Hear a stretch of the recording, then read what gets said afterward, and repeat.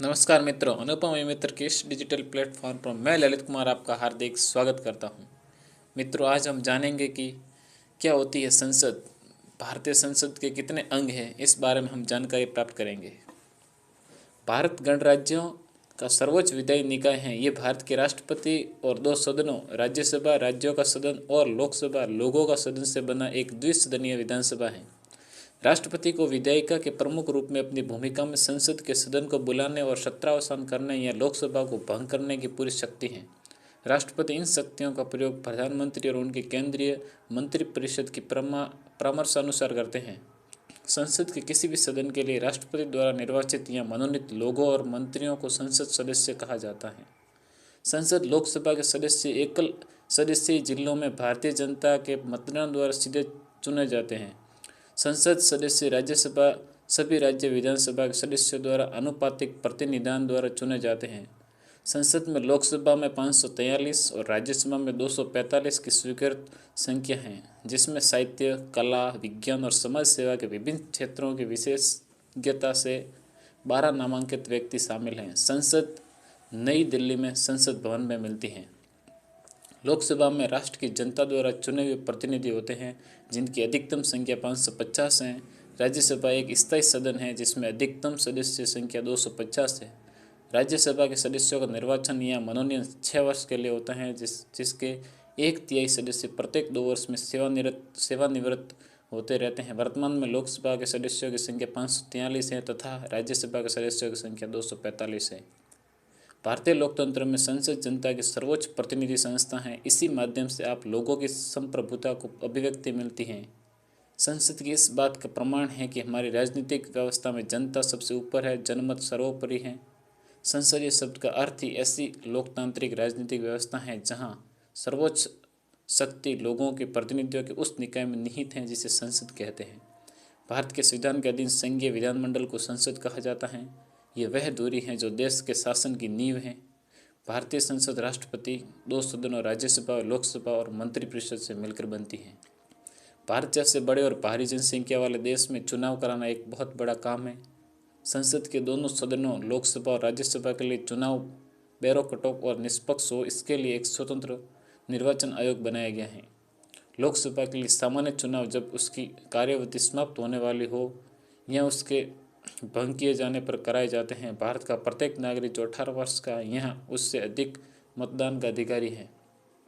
राज्यसभा के सदस्यों राज्यों के लोगों का प्रतिनिधित्व करते हैं। इनका राज्य की विधानसभा के चुने हुए सदस्यों द्वारा होता है। राज्यसभा में स्थान भरने के लिए राष्ट्रपति चुनाव आयोग द्वारा सुझाई गई तारीख को अधिसूचना जारी करता है।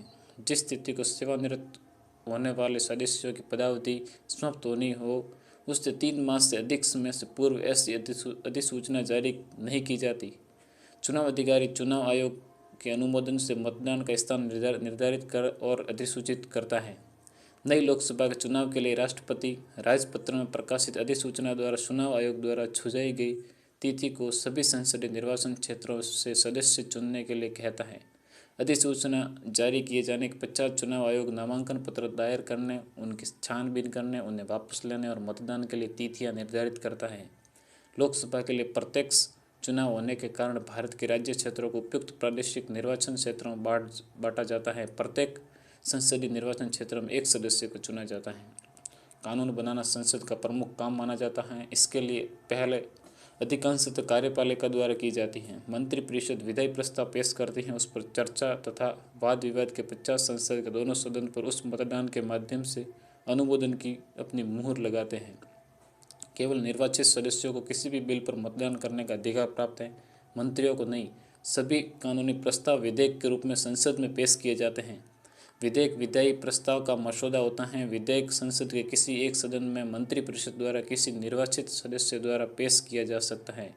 इस प्रकार मोटे तौर पर विधेयक 2 प्रकार के होते हैं: क मंत्रिपरिषद के विधेयक और ख निर्वाचित सदस्य के विधेयक।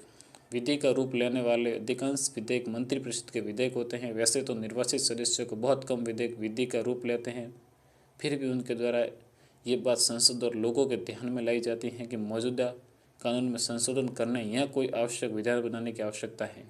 विधेयक का मसौदा इस विषय से संबंधित मंत्रालय में विधि मंत्रालय की सहायता से तैयार किया जाता है। मंत्रिमंडल के अनुमोदन के बाद इसे संसद के सामने लाया जाता है। संबंधित मंत्री द्वारा उसे संसद के दोनों सदनों में किसी भी सदन में पेश किया जा सकता है। केवल धन विधेयक के मामले में ये पाबंदी है कि वे राज्यसभा में पेश नहीं किया जा सकता।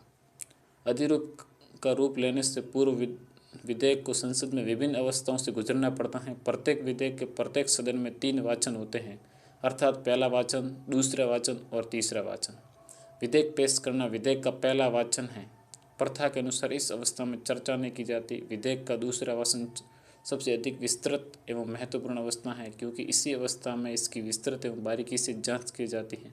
जब विधेयक के सभी खंडों पर और अनुसूचियों पर यदि कोई हो सदन विचार कर उन्हें स्वीकृत कर लेता है, तब मंत्री ये प्रस्ताव कर सकता है कि विधेयक को पास किया जाए। ये तीसरा वाचन कहलाता है। इस वाचन में केवल निर्वाचित सदस्य मतदान करके किसी भी बिल को पारित करते हैं। मंत्रियों को बिल पर मतदान का अधिकार संविधान के तहत नहीं है। जिस सदन में विधेयक पेश किया गया हो उसमें पारित किए जाने के बाद उसे सहमति के लिए दूसरे सदन में भेजा जाता है। यहाँ विधेयक फिर इन तीनों अवस्थाओं में से गुजरता है।